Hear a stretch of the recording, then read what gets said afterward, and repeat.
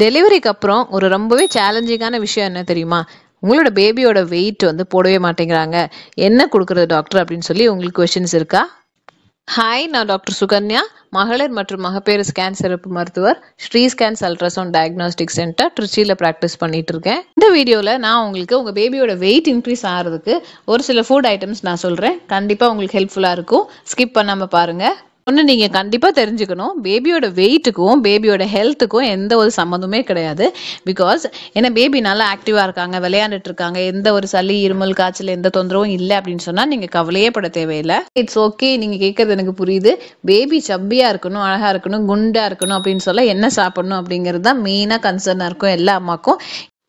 Always remember that பேபியோட wait ஏறதுக்கு 2 காரணங்கள் இருக்குது. என்னென்னா, first one genetic factor. Genetic factor என்ன அப்படிங்கிறது பார்த்தீங்கன்னா, நீங்கள் எப்படி இருக்கீங்க, உங்களோட உடல்வாக எப்படி இருக்கோ அதுக்கு ஏற்ற மாதிரி தான் உங்கள் பேபியோட வெயிட்டும் இன்க்ரீஸ் ஆவாங்க. 2வது ஃபேக்டர் தான் வந்து நீங்கள் கொடுக்குற ஃபுட். நீங்கள் கொடுக்குற ஃபுட் வந்து ஹைலி நியூட்ரிஷியஸ் ஆகும், ரொம்ப பேலன்ஸ்டாகவும் அதிக நியூட்ரிஷியஸ் கண்டென்ட்டோடு இருந்துச்சுன்னு சொன்னாக்கா பேபியோட வெயிட் வந்து ரொம்பவே நல்லா கெயின் ஆகி வருவாங்க. ஃபர்ஸ்ட் ஃபேக்டரான ஜெனட்டிக் ஃபேக்டர் நம்மளால சேஞ்ச் பண்ண முடியாது. பட் அதுவே அந்த செகண்ட் ஃபேக்டரான நீங்கள் கொடுக்குற ஃபுட் வந்து எப்படி இருக்கணும் அப்படின்னு பார்த்தீங்கன்னா, நார்மலாக இந்த ஏஜ் குரூப்பில் இவ்வளோ வெயிட் இருக்கணும் அப்படின்னு சொல்லி ஒரு கால்குலேஷன் இருக்குது. உங்களுக்கு நான் புரியுற மாதிரி சொல்லணும்னா, நம்மளோட கண்ட்ரியான இந்தியாவில் வந்து நார்மலான பேபி வெயிட் வந்து டெலிவரி சமயத்தில் 2.5 to 3.1 அப்படிங்கிறது நார்மலான பேபி வெயிட். இன்கேஸ் உங்கள் பேபியோட வெயிட் வந்து 2.5க்கு கீழே இருக்காங்கன்னா baby is considered to be IUGR, அதாவது க்ரோத் ரெஸ்ட்ரிக்டட் பேபி அப்படின்னு சொல்லுவோம்.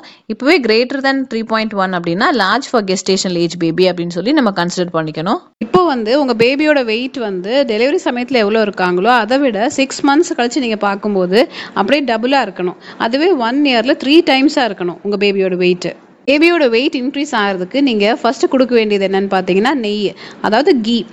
Key has saturated fat. நீங்கள் நெய் கொடுக்குறீங்க அப்படின்னு சொன்னால் 6 months கழிச்சு கொஞ்சம் கொஞ்சமாக உங்கள் பேபிக்கு கொடுக்க ஆரம்பிக்கலாம். ஹோம்மேட் கீ, அதாவது வீட்டில் செய்கிற நெய் வந்து பேபிக்கு நல்லா வயிறு ஒத்து போகும். நீங்கள் வெளியில் வாங்குற நெய் வந்து அவாய்ட் பண்ணிக்கோங்க.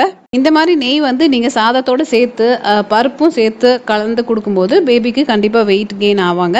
நீங்கள் ட்ரை பண்ணி பாருங்கள். 2வது என்ன அப்படின்னு பார்த்தீங்கன்னா, நீங்கள் வாழைப்பழம் கொடுக்கலாம். 6 months கழிச்சு கொஞ்சம் கொஞ்சமாக வாழைப்பழம் வந்து உங்கள் பேபிக்கு நீங்கள் கொடுக்க ஆரம்பிக்கலாம். ரொம்ப பழுத்ததாக கொடுக்க வேண்டாம், கொஞ்சம் கொஞ்சம் அன்றைப்பாக இருக்கும்ல, அந்த மாதிரி சமயத்தில் நீங்கள் கொஞ்சம் கொஞ்சமாக ஃபீட் பண்ணி பாருங்கள். வாழைப்பழத்தில் வந்து பொட்டாசியம் இருக்குது, ஃபைபர் இருக்குது, and also it is considered to be an energy rich food. So தாராளமாக நீங்கள் பேபிக்கு கொடுத்து பாருங்கள், வெயிட் கெயின் ஆவாங்க. நெக்ஸ்ட் வந்து டெய்ரி ப்ராடக்ட்ஸ். அதாவது டெய்ரி ப்ராடக்ட்ஸில் வந்து நான் என்ன சொல்கிறேன்னா, 6 months கழிச்சு நீங்கள் பிரெஸ்ட் ஃபீடிங் நிப்பாட்டினதுக்கு அப்புறமோ இல்லை கண்டினியூ பண்ணாலும் சரி, பேக்கெட் பால் கொடுக்குறீங்க அப்படின்னு சொன்னால் பார்த்து ஃபுல் க்ரீம் மில்காக இருந்தாலும் சரி, எதுவாக இருந்தாலும் இல்லை தண்ணி கலந்து கொடுங்க. Dairy products also include butter, cheese, paneer அந்த மாதிரி இருக்கிறதெல்லாம் கூட நீங்கள் கொடுக்கலாம். ட்ரை ஃப்ரூட்ஸ் கூட நீங்கள் கொடுக்க ஆரம்பிக்கலாம். உங்கள் ஷாப்ஸில் நியர்பை எது அவைலபிளாக இருக்கோ, பாதாம், பிஸ்தா இல்லைனா வால்நட்ஸ் கூட நீங்கள் என்ன பண்ணலாம்னா க்ரஷ் பண்ணி பவுட்ரு பண்ணி வச்சுக்கோங்க. பேபிக்கு தேவையான எசென்ஷியல் ஃபேட்டி ஆசிட்ஸ் அந்த ட்ரை ஃப்ரூட்ஸில் இருக்குது. ஸோ நீங்கள் க்ரஷ் பண்ணி வச்ச பவுட்ரை வந்து இது சாலடாவோ இல்லை பாலில் கலந்து கூட இல்லை சாதத்தில் கூட நீங்கள் பிசைஞ்சு ஒரு செமி சாலிடாக கூட கொடுக்க ஆரம்பிக்கலாம். டெய்ரி ப்ராடக்ட்ஸில் வந்து தயிர், மோர் அதெல்லாம் வந்து கொடுக்க மறக்காதீங்க. அதில் வந்து லாக்டோபேசிலஸ் இருக்குது. அந்த பாக்டீரியா வந்து it's a good bacteria. Intestinal ஃபங்க்ஷனை வந்து என்ஹான்ஸ் பண்ணிவிடும், டைஜஷன் நல்லா நடக்கும். வந்து சீரியல்ஸ், அதாவது பருப்பு வகைகள் எதுவாக இருந்தாலும் நீங்கள் கண்டிப்பாக மறக்காமல் கொடுங்க.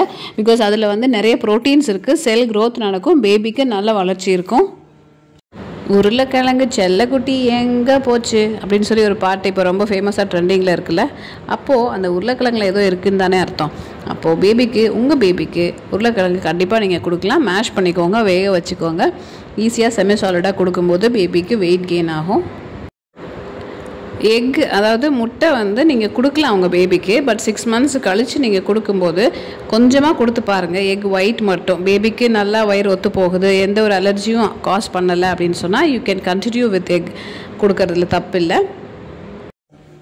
ஸோ இந்த மாதிரி வந்து ஃபுட் ஐட்டம்ஸ் சாப்பாடு நீங்கள் பார்த்து கொடுக்கும்போது உங்கள் பேபி வெயிட் கெயின் ஆவாங்க. கண்டிப்பாக பிரெஸ்ட் ஃபீட் பண்ண மறந்துடாதீங்க. ஏன்னா பிரெஸ்ட் ஃபீடிங்கிறது கண்டிப்பாக வேணும். 6 months வரைக்கும் ஆகுது. நீங்கள் எவ்வளோ நாள் வரைக்கும் வேணாலும் அட்லீஸ்ட் 2 years வரைக்குமே பேபிஸ்க்கு வந்து நீங்கள் பிரெஸ்ட் ஃபீட் பண்ணலாம்.